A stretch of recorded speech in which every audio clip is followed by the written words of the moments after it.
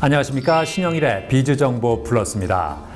파프리카는 아삭한 식감과 알록달록한 색감으로 어떤 요리와도 잘 어울리는데요. 색깔에 따라서 효능이 조금씩 다르다고 합니다. 먼저 빨간색 파프리카는 리코펜이 활성산소의 생성을 막아서 노화 방지에 도움을 주고요. 주황색 파프리카는 베타카로틴이 풍부해서 눈 건강에 효과가 있다고 합니다. 그리고 노란색 파프리카는 혈액 응고를 막는 성분이 들어있어서 혈관 질환 예방에 효과가 있다고 하니까 참고하시기 바랍니다. 그럼 오늘 순서 본격적으로 시작합니다.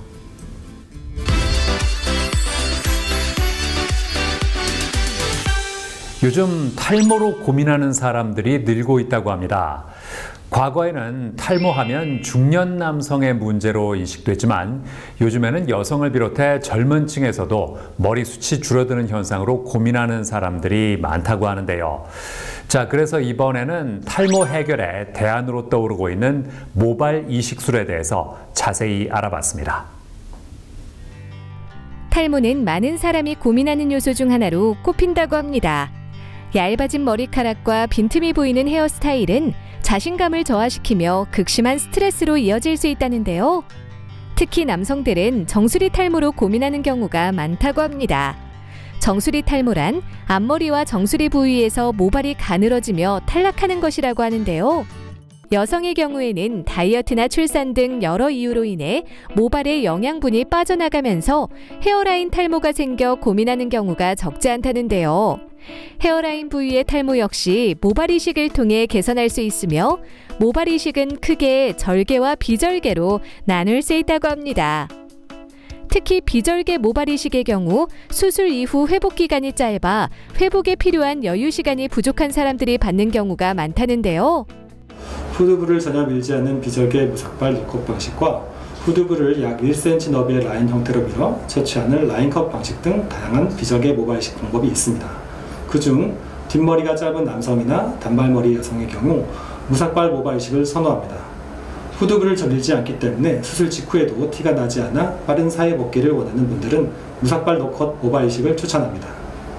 수술 전에는 두피 상태에 따라 전처치가 필요하기도 합니다. 예를 들어 흉터 부위에는 피부 내압을 낮추고 혈관이 잘 들어오기 쉽게 전처치를 합니다. 그리고 수술 중에는 채취한 모낭 손상을 최소화하기 위해 독립적인 저온 모낭 분리실에서 현미경을 이용해 모낭을 분리합니다. 수술 후에는 혈관이 잘 들어오게 하는 것과 염증을 피하는 것이 중요합니다. 그렇기 때문에 적절한 두피 속도를 유지하는 것이 중요하고 주기적인 정기 검진과 필요하다면 그에 따른 조치가 필요하겠습니다. 만약 모발 이식술을 고려한다면 충분한 사전 준비를 바탕으로 의료진과의 심도 깊은 상담을 통해 자신에게 맞는 적절한 치료를 받길 바랍니다.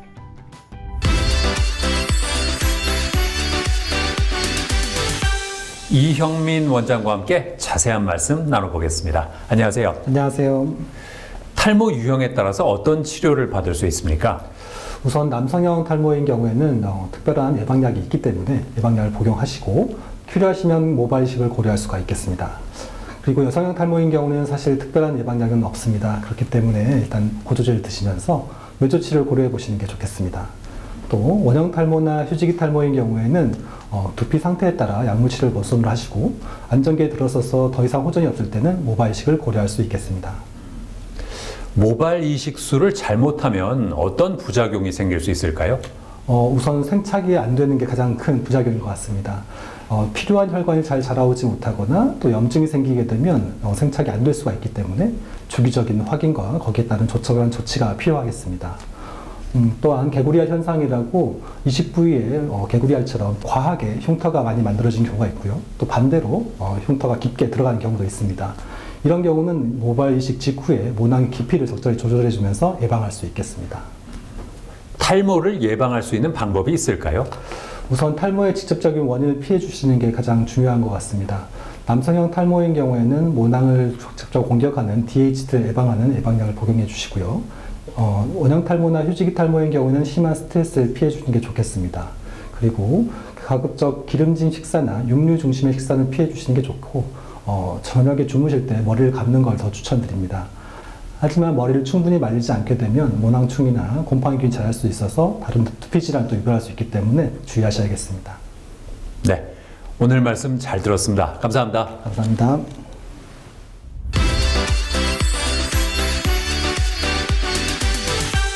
하루의 3분의 1을 잠을 자는 데 사용하는 만큼 어떤 자세로 자느냐도 중요한데요. 가장 좋은 자세는 등을 바닥에 대고 똑바로 눕는 것이라고 합니다. 그 다음 옆으로 누워 자는 자세가 있는데 이때 다리 사이에 베개를 받쳐주면 허리에 불필요한 압력이 가해지는 것을 막을 수 있습니다. 그리고 만약에 역류성 식도염이 있다면 왼쪽으로 누워 자는 것이 좋은데 이렇게 하면 위 속의 음식물이나 위액이 아래로 고이면서 역류증을 완화하는 데 효과가 있다고 하니까 참고하시기 바랍니다. 저는 다음 시간에도 다양한 소식 가지고 인사드리겠습니다. 고맙습니다.